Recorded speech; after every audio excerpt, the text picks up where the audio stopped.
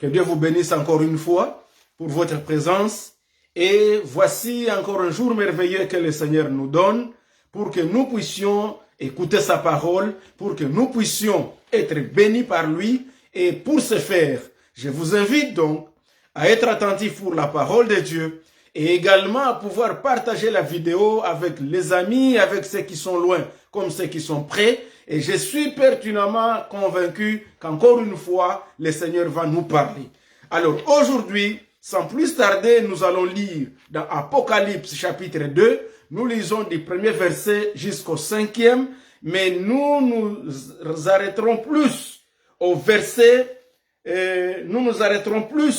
au verset 4. Mais nous lisons Apocalypse chapitre 2, 1 à 5. La Bible nous dit ce qui suit. Écrit à l'ange de l'église d'Éphèse. Voici ce que dit celui qui tient les 7 étoiles dans sa main droite. Celui qui marche au milieu de 7 chandeliers d'or. Je connais tes œuvres, ton travail et ta persévérance. Je sais que tu ne peux supporter les méchants, que tu as éprouvé ceux qui se disent apôtres et qui ne le sont pas, et que tu les as trouvés menteurs, que tu as de la persévérance, que tu as souffert à cause de mon nom et que tu ne t'es point lassé. Mais ce que j'ai contre toi, c'est que tu as abandonné ton premier amour. Je répète le verset 4. Mais ce que j'ai contre toi, c'est que tu as abandonné ton premier amour.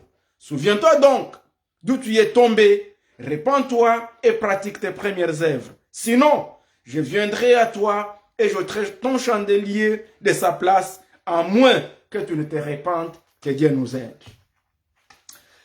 Frères et sœurs, aujourd'hui nous allons parler de la régression spirituelle ou la rétrogradation. Mais avant tout cela, prions le Seigneur. Père éternel, nous te disons merci. Nous te rendons gloire, Seigneur, pour ce temps. Nous te demandons, Père, de pouvoir nous parler. Parle à tout un chacun de nous à travers ta parole. Que nos pensées, Seigneur, tout soit conduit par ta parole. Que tout ce que nous pouvons imaginer soit conduit par toi. Père, utilise-moi juste comme un instrument et que toi-même, tu parles à ton peuple au nom du Seigneur Jésus-Christ. Amen. Gloire au Seigneur Jésus. Alors que Dieu vous bénisse encore une fois. Et ça nous fait plaisir, comme je disais, de vous connaître encore une fois si nombreux pour que nous puissions suivre la parole de Dieu. La fois passée, nous étions en train de parler d'un thème qui s'intitulait, qui disait qu'il y avait une grâce que le Seigneur nous donnait et qu'à cause de cette grâce-là, nous devrions nous hâter, on devait se précipiter à pouvoir ne pas perdre le temps pour que nous puissions aller de l'avant.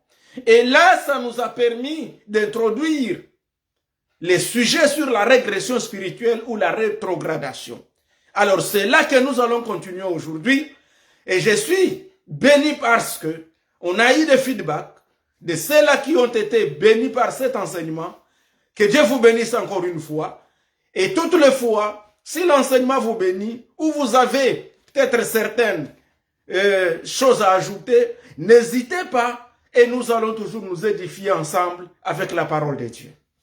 Alors, la première chose ici, nous allons parler de qu'est-ce que la régression spirituelle ou la rétrogradation spirituelle.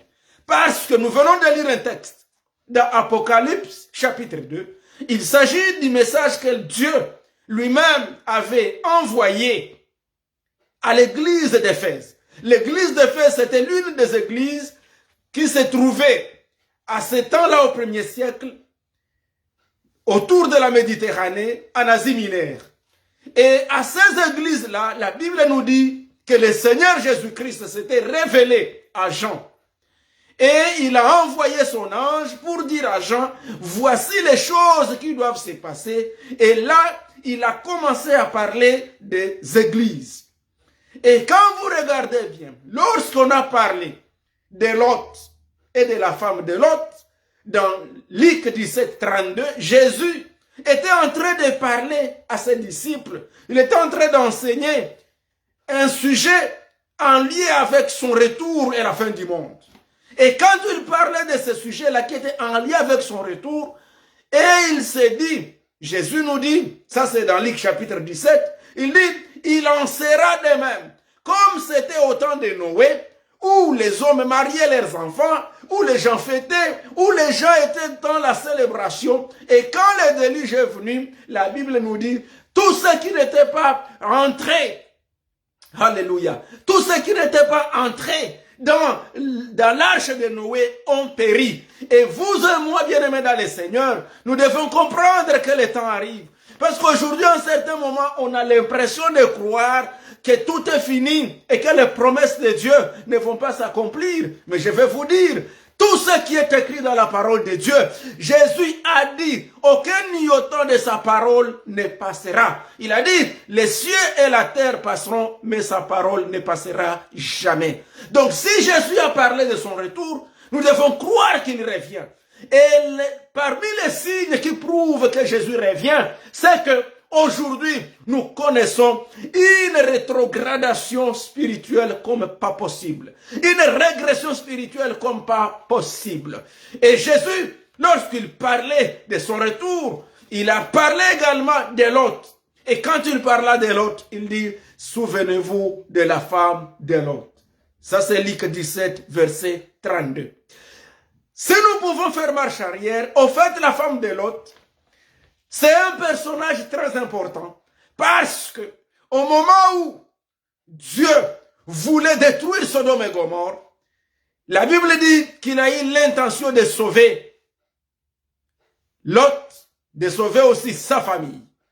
Et lorsque Lot est sorti avec sa femme et ses deux filles, malheureusement, après qu'ils se soient bien installés dans la ville de Soar, lorsqu'ils ont voulu quitter cette ville, la Bible nous dit, la femme de Lot regarda en arrière et elle est devenue une statue de sel.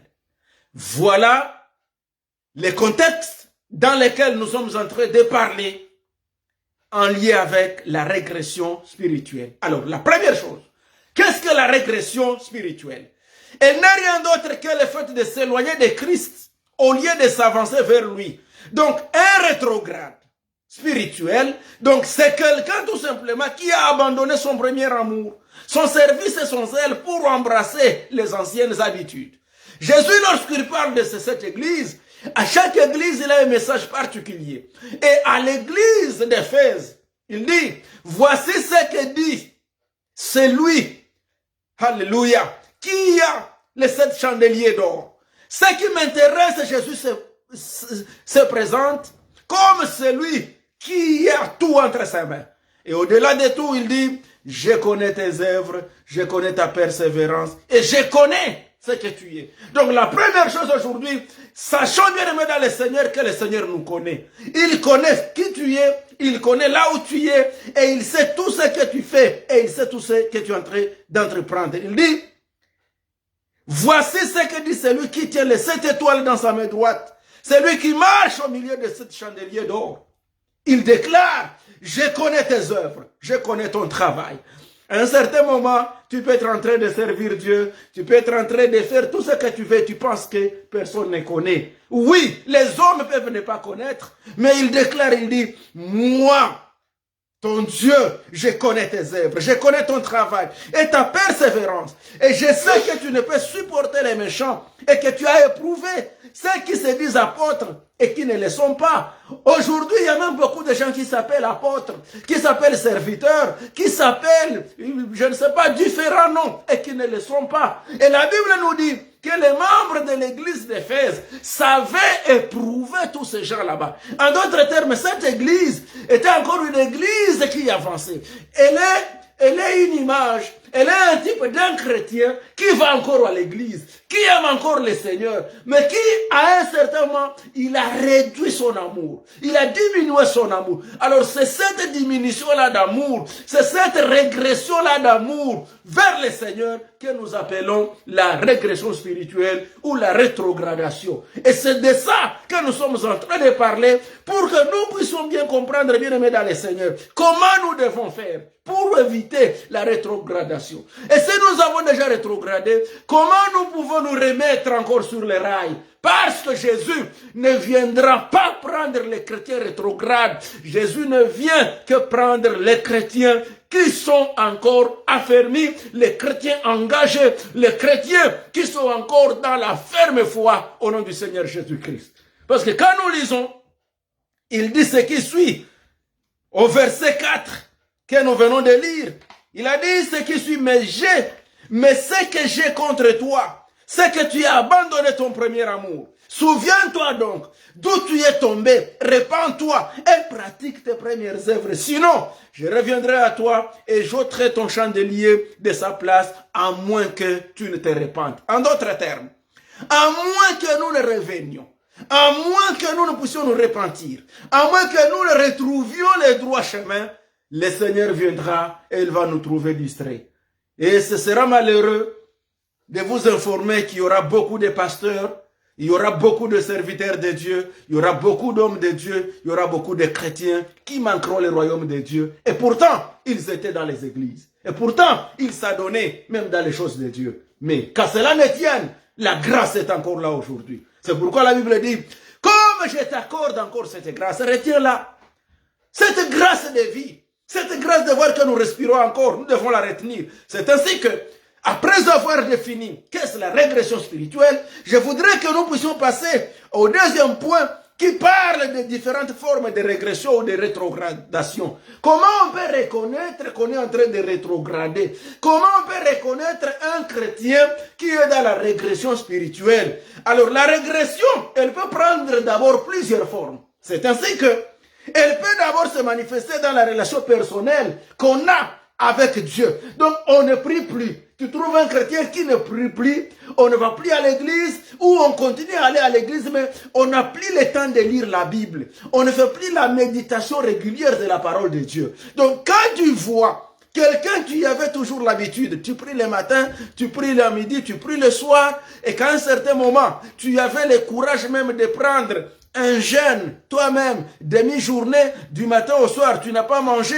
tu priais 2 jours, tu priais même 3 jours secs, sans boire, ni manger, quoi que ce soit. À un moment donné, tu pouvais te retirer, tu pouvais aller dans une veillée de prière, ou toi-même, tu pouvais prendre un temps pour ça, sans que personne ne le sache, ou même quand les gens le sachent, mais tu te rends compte que tu ne fais plus ça. Ce sont là les formes à travers lesquelles la rétrogradation ou la régression spirituelle commence par se manifester. Donc, à cette forme-là, vous trouvez même les ailes de servir Dieu commencent à rabaisser. On n'a plus les fardeaux pour le ministère. Et des fois, on perd même l'envie. Tu sens que tu n'as plus le courage de servir Dieu. Donc, quand tu vois ces éléments-là, reconnais qu'il y a une certaine régression qui est en train de s'installer petit à petit. Parce qu'en fait, on ne tombe pas du coup comme si on tombait du 10e étage jusqu'au sol. Non, ça s'en vient petit à petit. Et c'est pourquoi nous devons faire très très attention, parce que la régression spirituelle, ça vient petit à petit. Donc, pour savoir si tu es en régression, tu peux te poser ces questions-là. Est-ce que je prie encore comme je priais? Est-ce que je jeûne encore? Est-ce que je me donne encore le temps d'aller à l'église?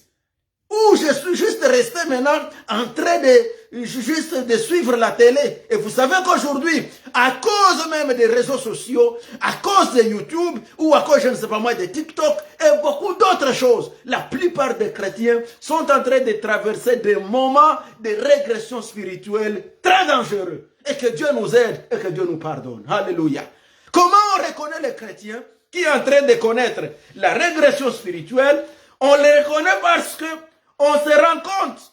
Donc, si je peux parler un peu des indicateurs de la régression spirituelle, les indicateurs sont tels que il y a les habitudes et les comportements inhabituels qui commencent à apparaître dans les vécus de la personne. Et vous voyez même les vieils hommes qui commencent à réapparaître. Tu n'étais pas très colérique, tu commences encore à être trop colérique.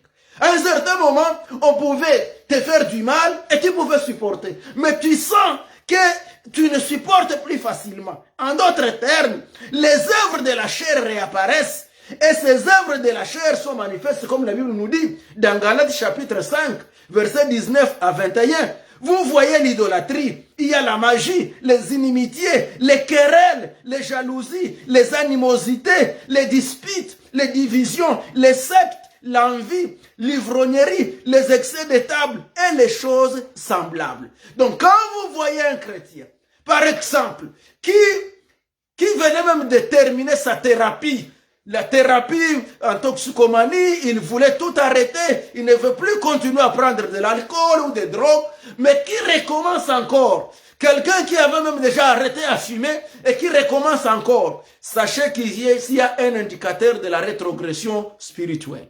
Un chrétien qui commençait à jouer de la musique chrétienne et qui recommence encore à aimer de la musique mondaine, qui commence à se réjouir et qui commence même à se justifier le pourquoi. Bien-aimés dans le Seigneur, ceci, ce sont des indicateurs qui ne trompent pas, qu'on est en train de connaître une certaine régression. Et ma prière, c'est que le Seigneur nous parle, c'est qu'il nous aide. Je ne condamne personne et je ne peux condamner personne, mais je souhaite qu'à travers de la parole de Dieu, que Dieu nous parle et qu'il nous aide à nous repentir pour que nous puissions avancer. Parce que le Seigneur revient bientôt, bien-aimés dans le Seigneur.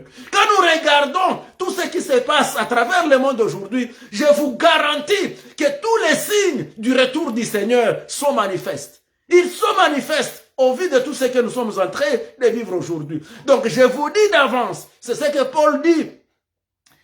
Comme je l'ai déjà dit, que tout cela, et là vous voyez quoi? Le fruit de l'esprit qui commence aussi à régresser. Comme Galates 5, 22 à 25 nous parle du fruit de l'esprit, qui est l'amour. Tu vois, l'amour est en train de régresser. Quand tu vois, tu n'as plus la joie, tu commences à perdre la joie, tu n'as plus la paix, la patience, la bonté, la bénignité, la fidélité, la douceur et la tempérance.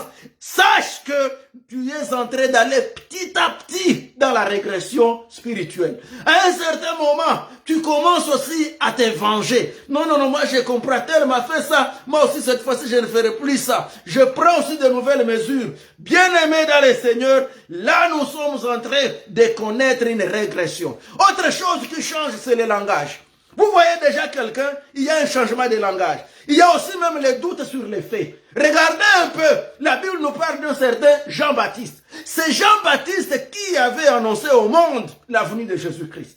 C'est Jean-Baptiste, même quand vous lisez dans Jean, chapitre 1er, verset 29, c'est lui qui avait dit à ses disciples que Jésus était l'agneau de Dieu pour qui enlève les péchés du monde. Et tout le monde a cru en ce que Jean-Baptiste disait. Mais lorsque Jean se trouve en difficulté, en prison, Jean, il envoie ses disciples pour dire, allez demander à Jésus, est-ce que c'est lui ou nous devons en attendre quelqu'un d'autre?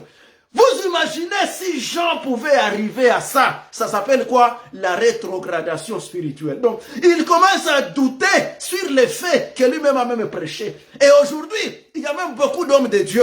Quand nous régressons spirituellement, on commence à mettre même des points d'interrogation, même sur certains de nos enseignements, même sur certains versets bibliques. Et on commence à philosopher. Et on commence à devenir plus intelligent, même que le Saint-Esprit. Que le Seigneur nous pardonne. Nous devons continuer à nous humilier. Vous savez, Jean-Baptiste, lorsque le Seigneur a appris cette question-là, il a dit aux disciples de Jean-Baptiste, allez dire à Jean-Baptiste, là où il est en prison, que les malades sont guéris, que les lépreux sont purifiés, que les boiteux marchent, que les miracles continuent à s'accomplir, et au-delà de tout, il dit, la bonne nouvelle est en train d'être prêchée.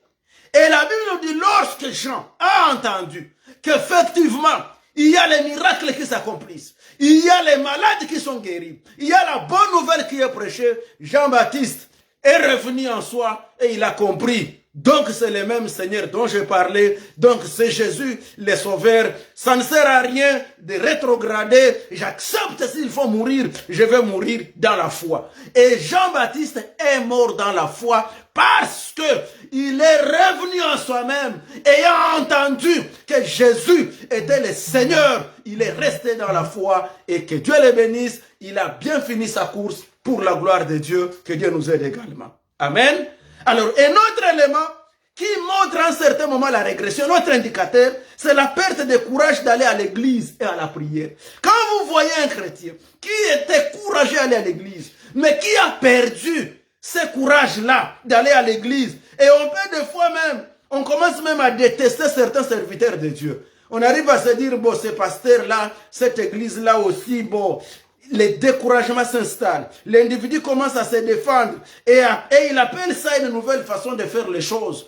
Vous voyez les chrétiens qui ne croient même plus à l'intervention de Dieu. Les chrétiens qui commencent à plus utiliser leur intelligence, à se faire confiance au lieu de faire confiance en Dieu. Or, dans les psaumes chapitre 3, versets 5 à 10, la Bible nous dit, ne te fie pas à ta propre intelligence, mais place toute ta confiance dans le Seigneur. Appuie-toi sur lui dans tout ce que tu entreprendras et il guidera tes pas. Ne te fie pas à ton propre jugement, mais soumets-toi au Seigneur et détourne-toi du mal. Gloire au Seigneur Jésus-Christ. Mais quand tu vois un chrétien, lorsqu'on rétrograde, on commence à faire confiance à son intelligence, à ses pensées. Je vais faire mes choses, je vais faire ça. Et pourtant, avant, tout ce que tu disais, tu dis, Seigneur, que ta volonté soit faite. Tout ce que tu faisais, tu savais, oui, je travaille, mais c'est le Seigneur qui me bénit. Oui, si je peux aller revenir, c'est à cause de Dieu. Mais un chrétien rétrograde, il arrive au niveau de croire que c'est mon argent, c'est ma force qui m'a donné ça. Si je n'étais pas à l'école, c'est parce que j'ai étudié, c'est parce que je suis intelligent, c'est parce que ça s'appelle régression spirituelle. Malheureusement, on finit par se considérer comme les seuls sages, les seuls justes, et on arrive même à commencer à trop parler. Quelqu'un qui ne parlait pas beaucoup, il commence à trop parler, il devient médisant, il commence à manquer même le désir de prier, il ne peut plus méditer la parole de Dieu. Vous le voyez un dimanche, quelqu'un qui s'est réveillé très tôt matin le dimanche pour aller à l'église, il commence à se réveiller en pyjama à midi, à 13h. Il n'a plus d'envie, il n'a plus soif d'écouter la parole de Dieu. Et d'ailleurs, il s'est dit, mais je vais suivre à la télé, je vais suivre, je ne sais pas moi, sur YouTube. D'ailleurs, ils sont nombreux. Bien-aimés dans le Seigneur, je ne refuse pas qu'on doit suivre la prédication à la télé, qu'on doit suivre la prédication sur YouTube ou sur Facebook. Mais je vais vous dire une chose.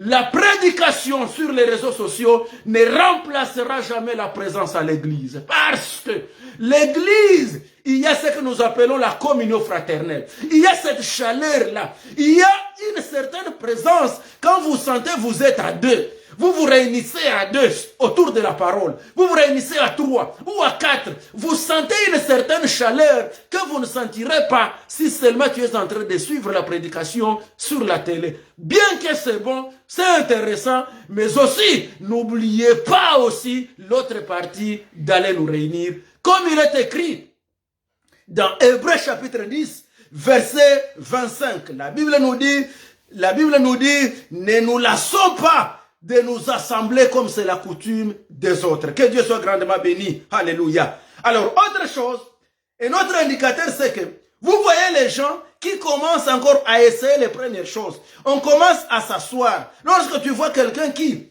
à l'église, même il va à l'église, mais il s'asseyait sur les premières chaises. Lorsqu'il commence à rétrograder, il commence d'abord à s'asseoir au milieu, et après le milieu, ça commence le dernier banc. Et quand quelqu'un commence à s'asseoir au dernier banc, sachez qu'il est en train de partir. Donc, il est à la sortie. Et là, bien aimé dans le Seigneur, c'est très dangereux. C'est très dangereux en ce moment-là. Et c'est là, ça s'appelle la régression spirituelle. Que Dieu nous aide et que Dieu nous aide. Autre chose, les gens qui régressent spirituellement, quand la parole est prêchée, même si il est touché, il n'est plus touché par la parole. Il commence à prendre la parole et il la jette sur quelqu'un d'autre.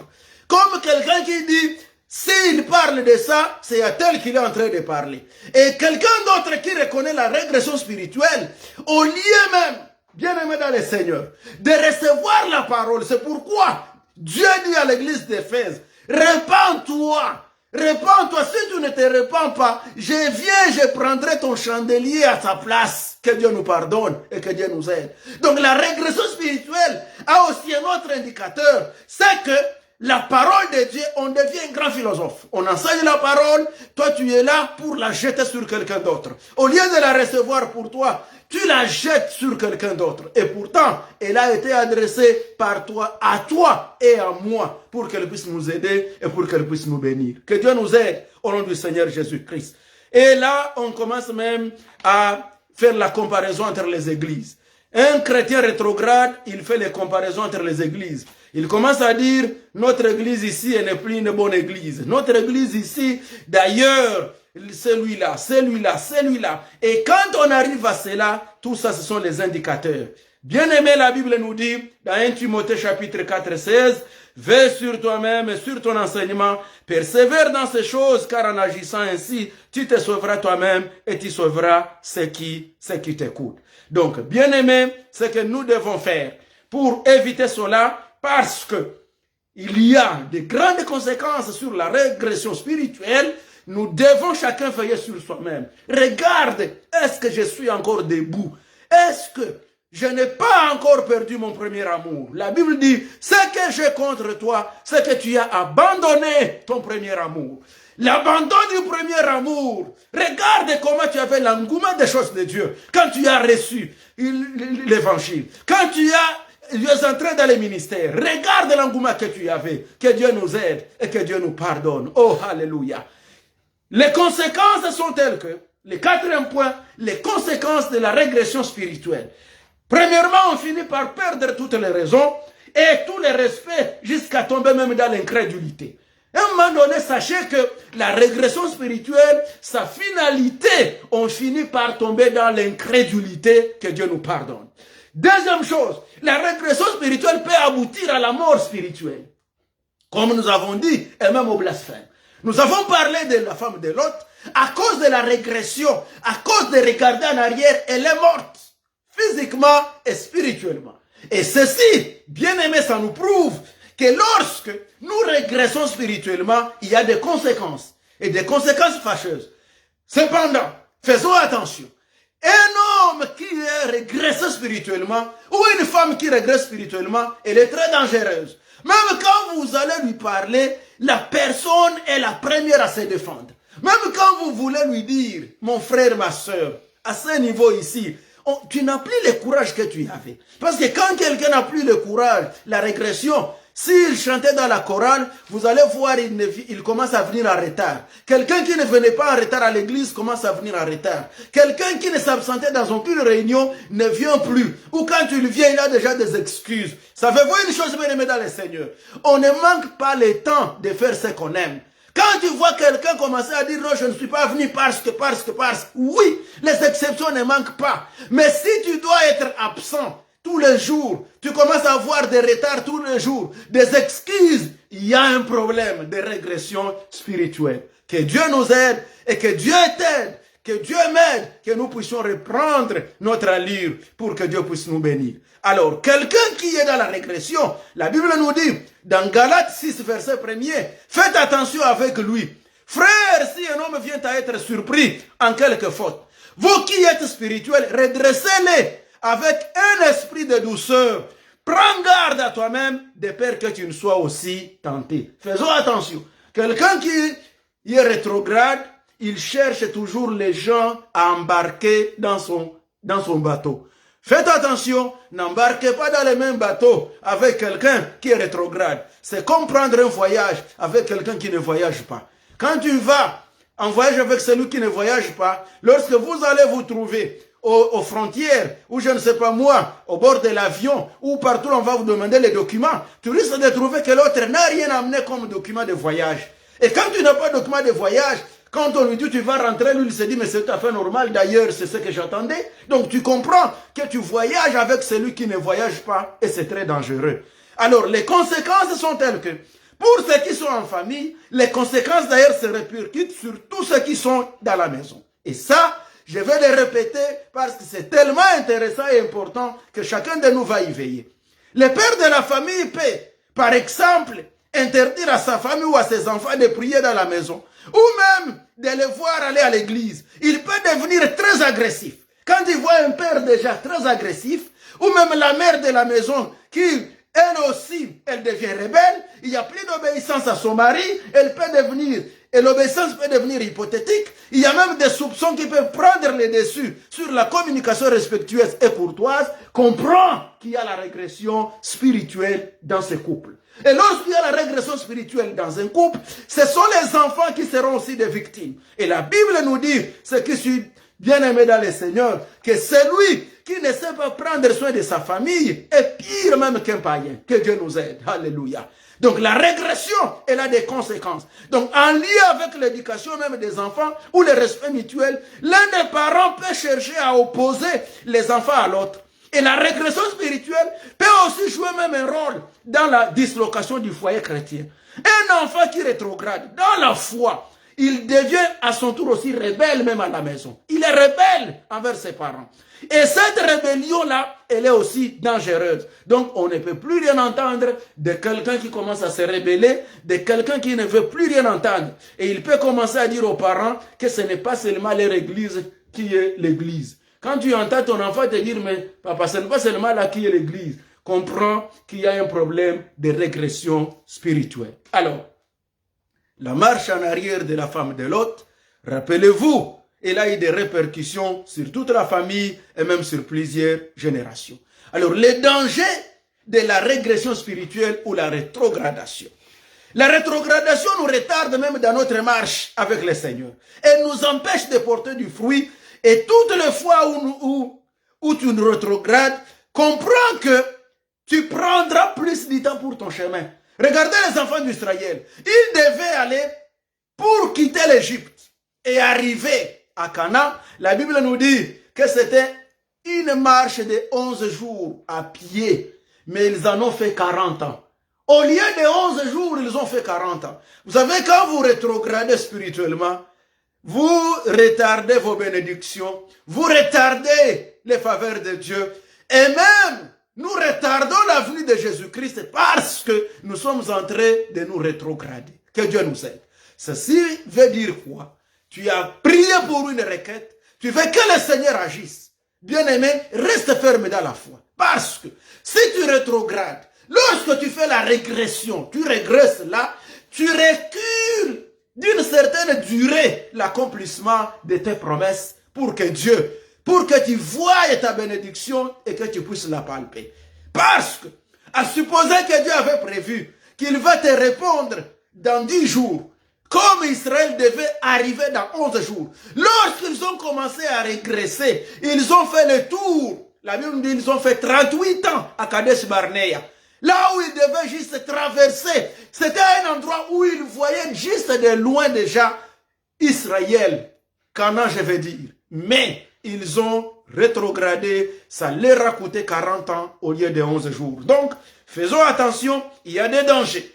Or, en plus, Dieu ne pourra pas nous confier certaines responsabilités si nous ne sommes pas matures. Si nous ne pouvons pas être adultes spirituellement, il y a des responsabilités que Dieu ne nous donnera pas. Et il nous arrive même de pouvoir broncher. En outre, bien aimé dans le Seigneur, il y a des vies à impacter. Il y a des âmes à gagner. Il y a des nations à conquérir pour Christ. C'est pourquoi nous devons éviter de retourner en arrière. Rappelons-nous qu'au début de l'année, le message que le Seigneur m'avait donné, c'était dans Néhémie 2:18. Les messages qui disaient, je vais vous les rappeler, où la Bible disait que la bonne main de Dieu soit sur toi. Et la Bible nous dit, et je leur racontais comment la bonne main de Dieu était sur moi et quelle parole le roi m'avait adressée. Donc je souhaite que la bonne main de Dieu soit sur nous. Alors, pour y aller rapidement, les différents facteurs qui amènent souvent les chrétiens à rétrograder, j'en ai parlé autrefois et je ne vais pas y perdre encore plus de temps, mais faisons attention à ce qu'on appelle les petits péchés. Ce qu'on appelle communément les petits péchés, bien que selon la Bible, il n'y a ni grand péché, ni petit péché, mais il y en a ce que les hommes eux-mêmes croient comme un petit péché. Et c'est à cause de ça qu'on commence à rétrograder. Et ainsi, tu peux commencer à voir quelqu'un qui a un esprit critique, plein de jugement à l'égard des bien-aimés ou des services, des moqueries à son endroit, une certaine langue légère, apte à la médisance, une façon de s'habiller sans décence et de supplère, tout en se séduisant soi-même, en disant que Dieu ne regarde pas l'apparence extérieure. Tu peux voir un chrétien qui s'habille d'une manière décente, mais qui commence à s'habiller d'une manière qui n'est plus vraiment réelle. Une manière de s'habiller qui fait que d'autres personnes se posent la question, est-ce encore un chrétien ou quoi? Je ne condamne rien, mais je me dis, vous-même, jugez-vous vous-même. Est-ce que la manière dont vous vous comportez, est-ce qu'elle est encore digne d'un chrétien où tu as commencé à rétrograder? Les chrétiens, quand tu vois les chrétiens qui commencent à faire la discussion encore sur l'alcool, est-ce que c'est un péché ou c'est pas un péché? Mais moi je réponds à de tels chrétiens, mais faites ce que vous voulez. Si vous pensez que vous allez vous enivrer, enivrez-vous comme vous voulez et vous en verrez les conséquences. Souvenez-vous que même Jean d'Apocalypse, il dit que les pires continuent à se purifier et que les impires continuent aussi à rester dans leur impureté. Si vous décidez de ça, vous allez en payer le prix. Et vous savez quoi? Lorsque vous voyez un chrétien en train de discuter sur quelque chose, c'est qu'il y a le Saint-Esprit qui est en train de lui dire que ça, c'est pas bon. Ça, c'est pas bon. Alors, ne lui donnez pas le temps, parce qu'il cherche à faire de vous quelqu'un qui doit appuyer son argument. Moi, je ne veux pas appuyer votre péché. Je veux juste vous demander, faites ce que vous voulez faire. Mais sachez que la parole de Dieu est là, elle demeure le seul juge. Que Dieu nous aide et que Dieu nous pardonne. Une autre chose qui montre à un certain moment les petits péchés. Les petits péchés que les gens auxquels on s'habitue, c'est quoi? C'est un retard répétitif, marqué injustifiable dans les cultes et autres activités de l'église.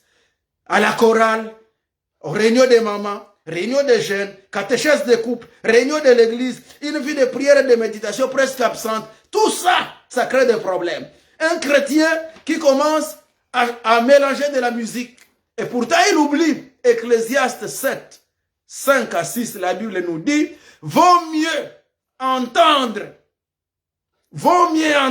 la réprimande d'un sage que d'écouter la chanson d'un insensé. Ça, c'est la parole de Dieu. Ce n'est pas moi qui l'ai dit. Ecclésiaste 7, verset 6. Ça signifie quoi? En fait, c'est juste pour nous dire que les enfants de Dieu, nous ne devons pas nous nourrir de la musique mondaine.